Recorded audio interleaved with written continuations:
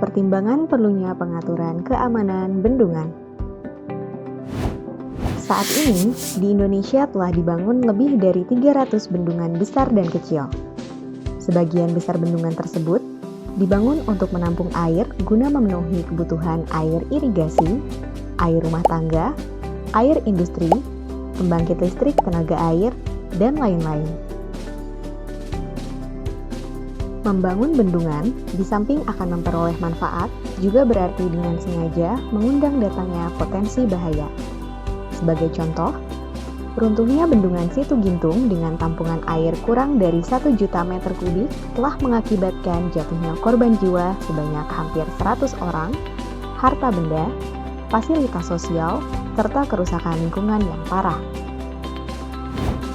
Sehingga, masyarakat berhak mendapatkan perlindungan terhadap ancaman keruntuhan bendungan untuk melindungi masyarakat dari potensi ancaman kegagalan bendungan. Dalam hal ini, diperlukan pengaturan dalam pembangunan dan pengelolaan bendungan. Adapun peraturan pemerintah yang mengatur terhadap perlindungan masyarakat terhadap keruntuhan bendungan terdapat pada Permen PU nomor 27/PRT/M/2015 tentang bendungan menggantikan PP nomor 37 tahun 2010 yang telah dibatalkan. Di samping itu, ada pula beberapa peraturan perundang-undangan lain yang harus dipatuhi terkait pembangunan dan pengelolaan bendungan, yaitu Undang-Undang Nomor 32 Tahun 2009 tentang Pokok Pengelolaan Lingkungan Hidup, Undang-Undang Nomor 18 Tahun 2013 tentang Pencegahan dan Pemberantasan Perusakan Hutan, Undang-Undang Nomor 2 Tahun 2017 tentang Jasa Konstruksi, Undang-Undang Nomor 24 Tahun 2007 tentang Penanggulangan Bencana, serta Undang-Undang Nomor 54 Tahun 2016 tentang Penyelenggaraan Jasa Konstruksi. Lingkup pengaturan keamanan bendungan. Lingkup pengaturan keamanan bendungan mencakup pengaturan terhadap kegiatan, pembangunan, penyiapan desain dan pelaksanaan konstruksi, serta pengelolaan dan konstruksi, serta waduknya. Hal ini berlaku bagi bendungan yang memenuhi kriteria tinggi bendungan 15 meter atau lebih, tinggi bendungan 10-15 meter, serta bendungan yang memiliki kesulitan khusus yang didesain menggunakan teknologi baru.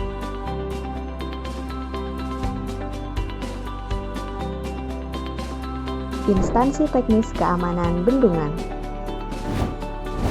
Dalam melaksanakan pengaturan keamanan bendungan, Menteri PUPR dibantu oleh instansi teknis keamanan bendungan, yakni yang pertama, KKB atau Komisi Keamanan Bendungan. Adapun fungsi dari KKB diantaranya adalah selain itu, terdapat pula unit pelaksana teknis bidang bendungan atau Balai Bendungan adalah organisasi struktural di lingkungan Direktorat Jenderal Sumber Daya Air Kementerian Pekerjaan Umum. Fungsi Balai Bendungan yakni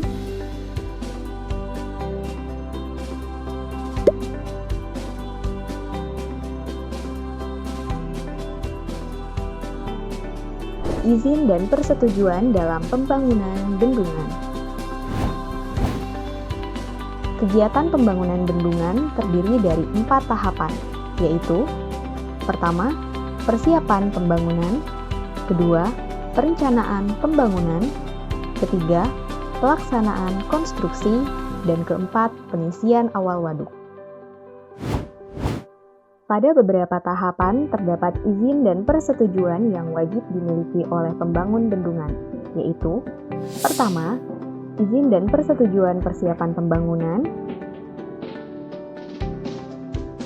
Kedua, izin dan persetujuan pada tahap pelaksanaan pembangunan bendungan. Dan ketiga, izin dan persetujuan pada tahap pengelolaan bendungan.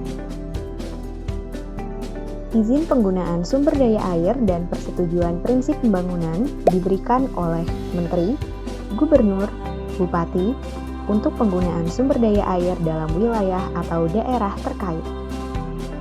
Izin dan persetujuan tahap pembangunan meliputi persetujuan desain dan izin pengisian awal waduk dikeluarkan oleh Menteri PUPR setelah mendapatkan rekomendasi dari Komisi Keamanan Bendungan. Izin dan persetujuan pada tahap pengelolaan bendungan, yaitu izin operasi yang dikeluarkan oleh Menteri PUPR, izin rehabilitasi yang meliputi perubahan konstruksi, perbaikan bendungan skala besar, serta penghapusan fungsi bendungan. Pengajuan izin dapat dilakukan setelah waduk terisi 1-2 tahun.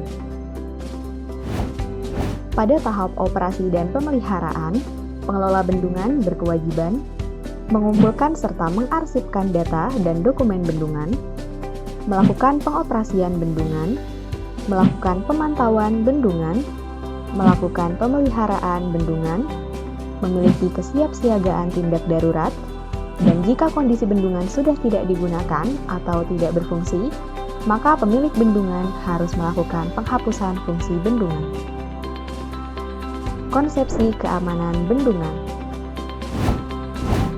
Terdapat 3 pilar utama dalam konsepsi keamanan bendungan, yaitu: pilar pertama, keamanan struktur yang bertujuan untuk memastikan desain dan konstruksi layak teknis atau dapat dikatakan aman terhadap kegagalan struktur, kegagalan hidrolisis, dan kegagalan rembesan.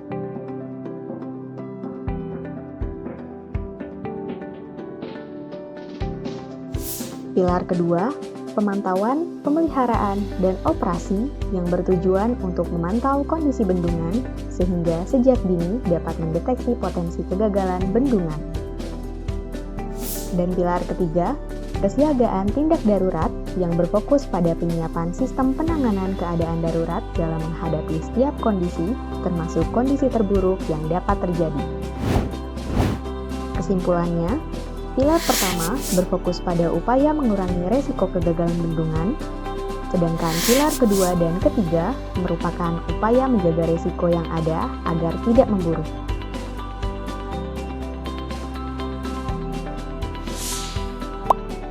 Setelah menonton tayangan ini, peserta diklat diharapkan dapat melakukan pendalaman materi secara mandiri melalui modul yang telah disediakan pada link berikut.